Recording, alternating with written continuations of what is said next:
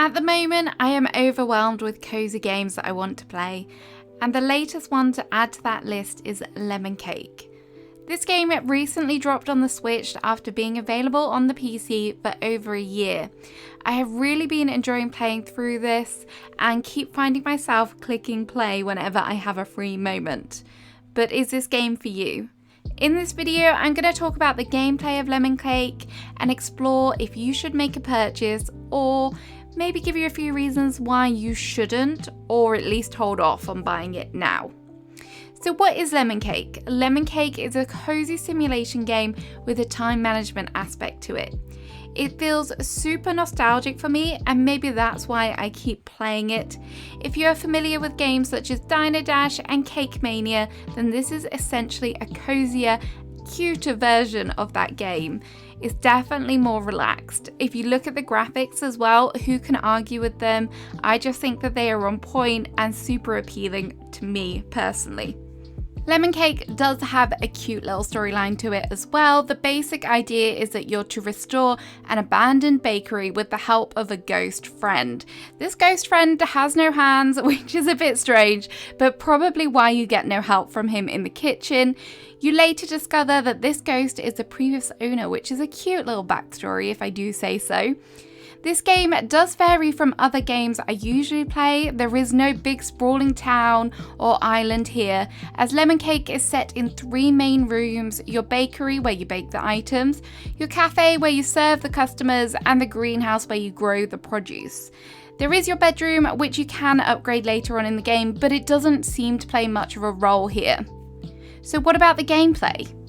As you'd expect with a bakery simulation, one of your main roles is to bake the pastries. This is quite fun and simple to do, as all the required ingredients are on the screen for you to see. There is no requirement to test your memory here. Thank you. In order to make money from your bakery, you must serve your customers. This can be done by placing items in the bakery display case or by fulfilling customer-specific requests. You take their order, you deliver the food, and then you clean up after them, just like in a real cafe. It's pretty simple. It can get chaotic as you move throughout the game, but so far I've really enjoyed it. This game mechanic might sound pretty simple, but the game does get more complex as you level up and unlock new abilities and items. For example, you can unlock new fruits and even cute animals such as chickens. The animals require tendering to, and your crops require watering. This ensures that there is always something to do, so aside from the lunch rush, you will always be rushing around your kitchen. Aside from the ghost I mentioned earlier, there is also a little mini game throughout this. You'll meet Inspector Mustache, who is there to ensure that your bakery is clean and pest-free. Every once in a while, you'll be required to catch bugs within the bakery, which is a cute little mini game, and I definitely found myself wanting to reach a new personal best each time. You can also make a little bit of extra money here. So that's a basic overview of the game, and if you're still intrigued and it sounds like something that you might want to purchase, here's some reasons why I think you should buy the game. Firstly, you should consider buying this game if you don't want another decorating or farming sim.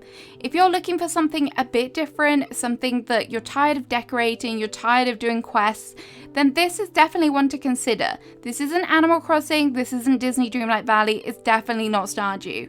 So this is something different. If you're after some different kind of gameplay, then this is definitely something you should give a go.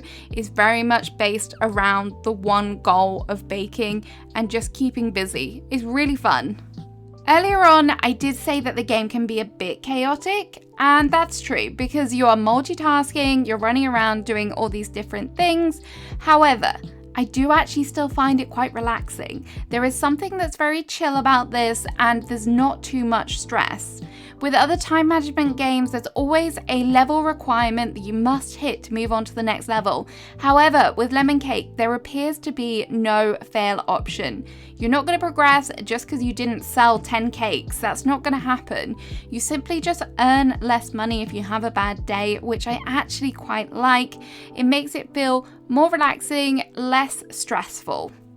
Another thing that I have enjoyed about this game is that there is unlockable features as you progress. As you move through the game, you unlock different recipes which require more ingredients, and this is where the farming comes in. There is very much progression here.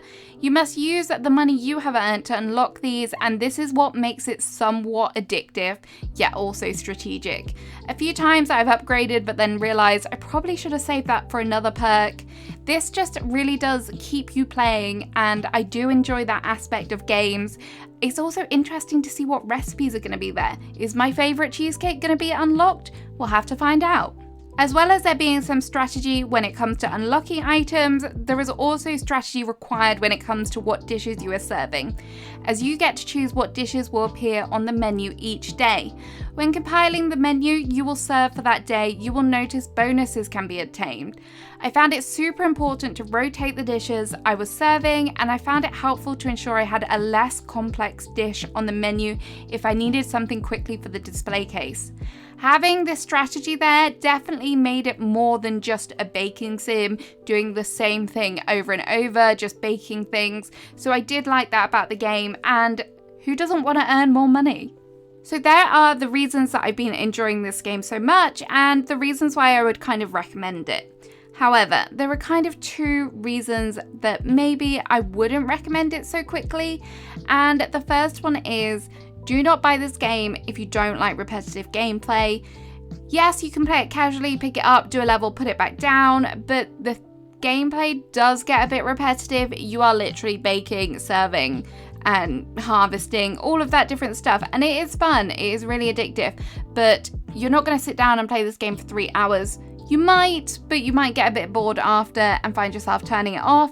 It is nice to progress, and we all want to progress in games, but doing the same thing over and over does get a bit dull.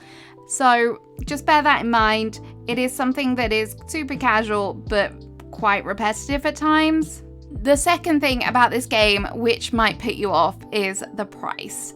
So this game just recently dropped in the Nintendo eShop and is available on Switch. It's also available on PC, which is where I purchased it.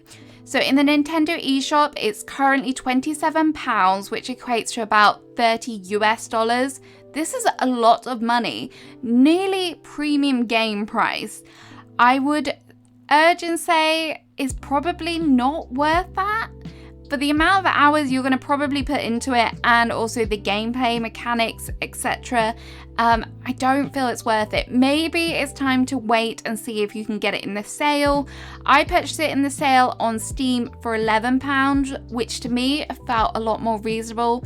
Do appreciate though that this is an indie game, and I would love to support creators, but things are tough right now. People are struggling, so I would definitely recommend putting it to your wish list, maybe save it for when it does drop down in price a little bit. But apart from that, I've really enjoyed this game, and it is definitely something that I will keep going back to. I hope you found this review helpful and maybe gave you an insight into a new game that you haven't seen before, and gave you some reasons why and why you shouldn't. Let me know what you think about this game. Let me know if it's something that you think you would play in the comments below. Have a great rest of your day, and I'll see you again soon. Bye bye!